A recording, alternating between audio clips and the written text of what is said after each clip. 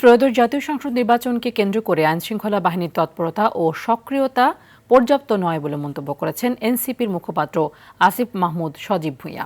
ওসমান হাদি হত্যা সহ রাজনৈতিক নেতাদের উপর হামলায় জড়িতদের দ্রুত শাস্তির আওতায় আনার দাবি জানিয়েছেন তিনি।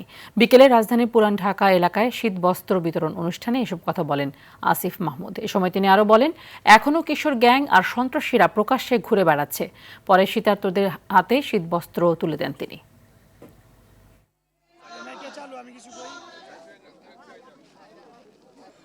নির্বাচনকে কেন্দ্র করে যেরকম আইনশৃঙ্খলা বাহিনীর তৎপরতা কিংবা আরও যেই সক্রিয়ভাবে অবস্থান থাকার কথা ছিল সেটা আমরা দেখতে পাচ্ছি না। আমরা ইতিমধ্যেই নির্বাচন কমিশন এবং সরকারের বিভিন্ন পর্যায়ে বিষয়ে কথা বলেছি।